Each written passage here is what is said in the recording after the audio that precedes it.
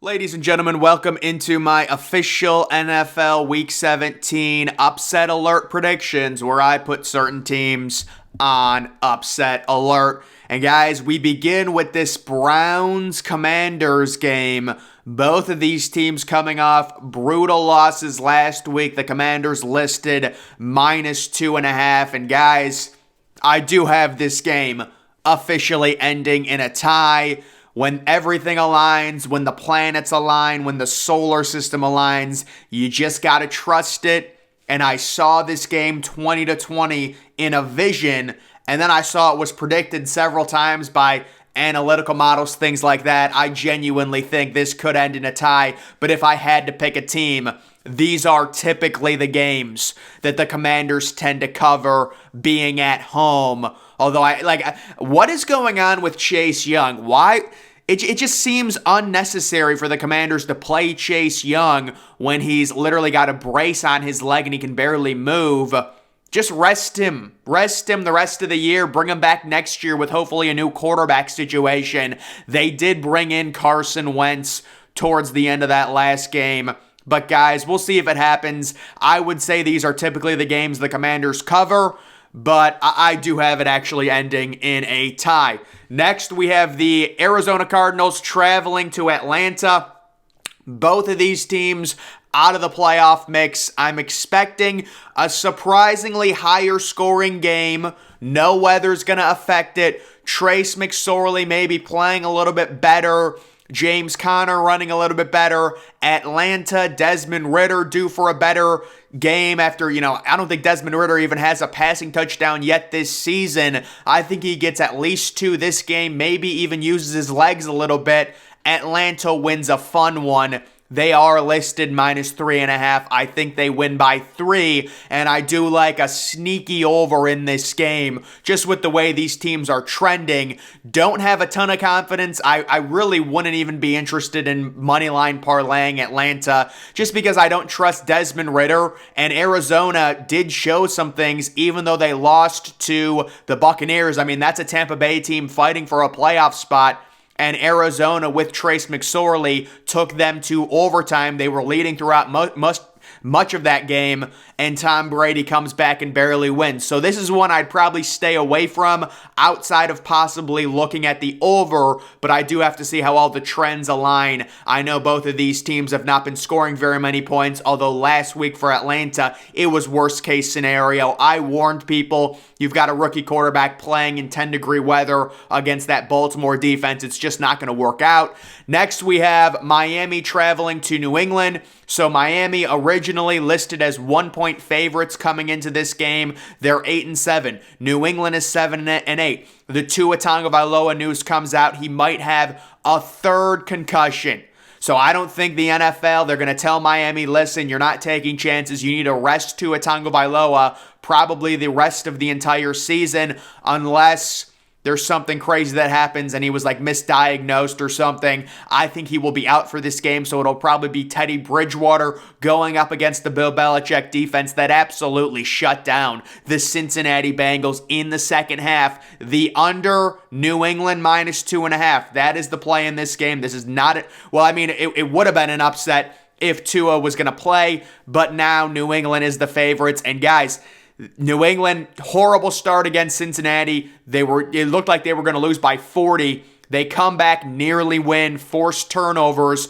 They're at home. They play good defense. Miami on the road, they're going to be miserable. I have New England winning this game 20-13. Next, we have San Francisco traveling at Vegas. Interesting line movement with this one. San Francisco was, I believe, 7-point favorites. They're all the way down to 5.5. I would probably wait if I wanted to bet Vegas, because I think the line's going to be readjusted and there'll probably be money coming in on San Francisco. But guys, as long as the Raiders control Nick Bosa, I really think they have a chance of upsetting San Francisco. It feels like Brock Purdy is due for a few turnovers, a few rookie mistakes. Still going to be without Deebo Samuel. At some point, guys, San Francisco has to lose a game. Yes, I did pick the Commanders plus the 7 last week to keep it close. And really, If the Commanders would have scored a touchdown early in the second quarter when it was 4th and goal at the 1, I think that would have been a good bet. I'm just saying they didn't do it, and then Nick Bosa took over the game, wrecked 3 drives. The Raiders at home. This is a Derek Carr special. This is his last stand with Vegas. I think they're good value plus the 5.5. But again, I've been really wrong on Brock Purdy, and I apologize to him. I don't want to disrespect him. He's just a 7th-round rookie. At some point, you would think there would be a few rookie turnovers that costs his team the game. I'm just saying, so I will take the Raiders, getting Darren Waller back. He's healthy now. Hunter Renfrow as well. You've got Devontae Adams. We all know that. Coming off that bad performance in a tough spot in Pittsburgh and in 10-degree weather on Christmas Eve, they come back home in a dome and they get a win against the San Francisco team who really, let's be honest, they're due for a loss. Next, we've got the Jets at the Seattle Seahawks.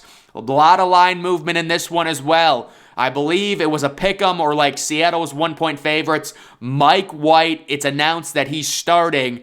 And guys, with Seattle, they cannot cover a single spread. Tyler Lockett probably going to be back for this game, but I think this is a Garrett Wilson total offensive explosion, 200 receiving yards. He's going to connect, with Mike White there. It's going to be a better offense for the Jets. The Jets go on the road, get a win, and if you're Seattle, you're really not broken up if you lose this game. Your pick gets better and better. You also have another top 10 pick there in the trade with Denver. So I think Seattle, they lose this game, they'll be fine. Geno Smith is not their future. They know it. I know there was talk about them extending him. It should not happen if you're Seattle. I would advise them, look at a quarterback with that Denver pick, and then possibly if you keep losing, you could get another top 10 pick. And if you bring a young quarterback into that ecosystem with DK Metcalf, with Tyler Lockett, those are, receivers that have been in the league, and you've got a speedster, you've got a possession guy. That's great to see if you're Seattle. You're really building something there. So Seattle, if I was a Seahawks fan, I would be rooting to lose these games. There's no sense in winning them with Geno Smith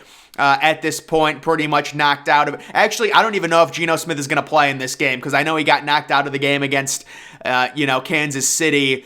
That lower scoring loss. I think they lost that game 24-10 or something like that. But I'll take the Jets on the road to barely cover the -2.5. Next, we have the LA Rams and the LA Chargers, the Battle of LA. Basically a neutral site game. The Chargers listed -6.5. And guys, I really think Baker Mayfield is battling for a future NFL career and possibly maybe a starting spot next year if he keeps playing well. Cam Akers, they found something in the run game. There's no motivation for the Rams to lose because they don't even own their first-round pick. I believe the Detroit owns it. So I think the Rams really keep this game close. We've seen with the Chargers.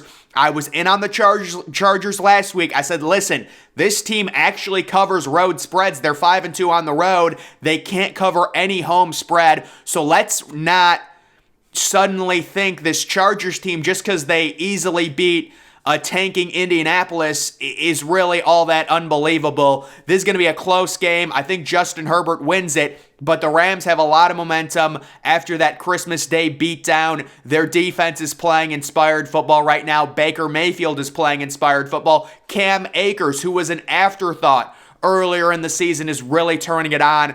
I think the LA Rams can keep this game close and cover the 6.5-point spread. And then the super game of the week, it is the Monday Night Football game between Josh Allen and Joe Burrow. Buffalo -1. I'm just going to trust Josh Allen here. This is going to be a high-scoring game. Take the over. Take Buffalo -1. This was a pick'em. A lot of money coming in on the Bills. Very smart, because I think they win this game. You take a look at Cincinnati. That second half against New England was very concerning. They were totally shut down.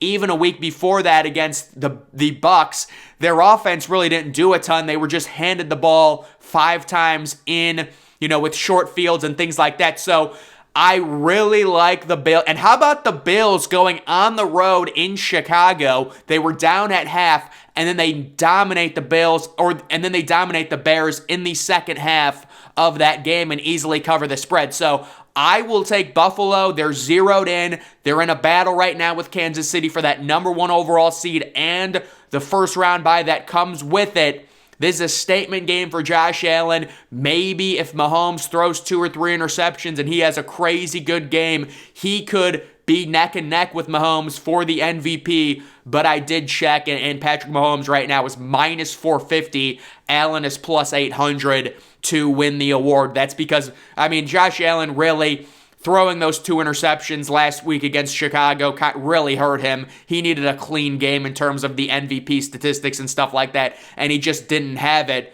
as opposed to Mahomes throwing no interceptions against Seattle. But guys, this is an MVP type performance coming from Josh Allen with I think Stefon Diggs is going to have a huge game. Stefon Diggs has been quiet. Stefon Diggs goes for 170 and 2 touchdowns in this game. That's my prediction on that. And the Bills win it in an absolute shootout. This is the Monday Night Football game of the year. But guys, that's going to do it for my official upset picks. Make sure you're following me on Twitter. Link to that's always in the description.